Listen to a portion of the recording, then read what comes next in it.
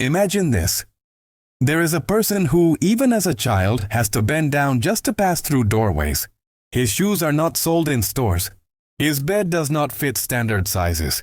Wherever he goes, people turn and stare. Some with admiration, some with shock, and some in disbelief. Today, I am going to tell you the story of a man whose name was written in gold, letters in the Guinness World Records as the tallest person who ever lived. This is a story of a record, but also the story of a human being who was forced to live beyond the limits of his own body. This is the story of Robert Pershing Wadlow. Robert Wadlow was born on February 22, 1918, in a small town called Alton, in the state of Illinois, United States. On the day he was born, there was nothing unusual about him.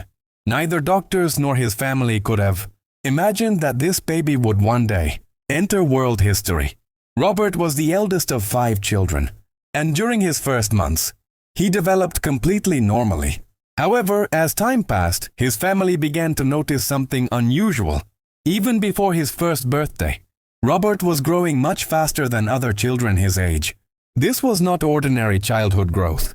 By the age of 5, Robert was approximately 1 meter 63 centimeters tall, nearly the height of many adults. At first, his family thought this growth might slow down, but medical examinations revealed the truth. Robert had a rare medical condition called gigantism, caused by the overactivity of the pituitary gland. This condition led to uncontrollable growth of the body. At that time, there was no definitive treatment, and Robert's growth could not be stopped. As Robert continued to grow, his childhood became increasingly difficult. He could not fit into school desks. Chairs would break beneath him, and tables were too small. His teachers had to order specially made desks just for him. But physical difficulties were only part of the struggle.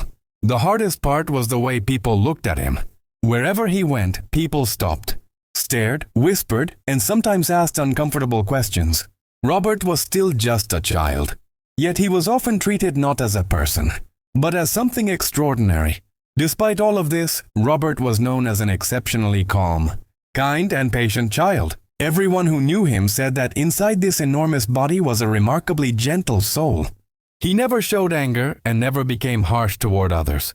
By the time Robert turned 13, his height had reached 2 meters and 18 centimeters. At this point, his condition was no longer just a curiosity in his town or family. It had drawn national attention. Newspapers wrote about him. Photographs were published, and people traveled to Alton just to see him. Robert accepted this attention quietly and with dignity. As his growth continued, his body began to struggle under the weight of his size. His bones weakened, his muscles became exhausted, and his circulatory system was under constant strain. To walk, he had to use special metal leg braces. Unfortunately, these braces came with a serious problem. Robert could not fully feel his feet.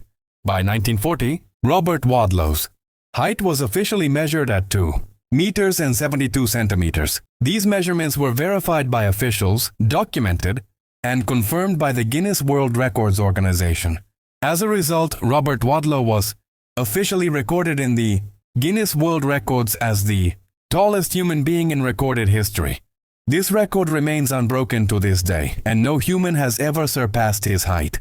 After entering the Guinness World Records, Robert became known worldwide.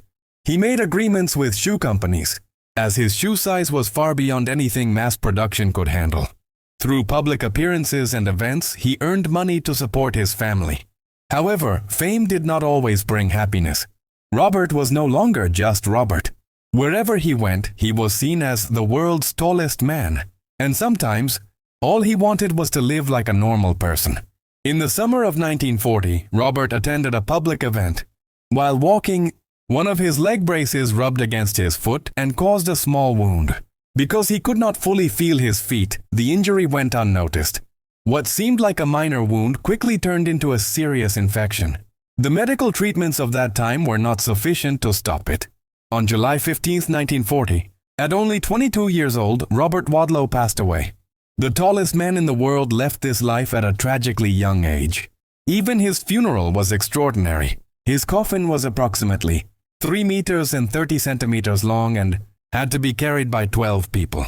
His grave was specially reinforced, as a normal burial structure could not support the weight.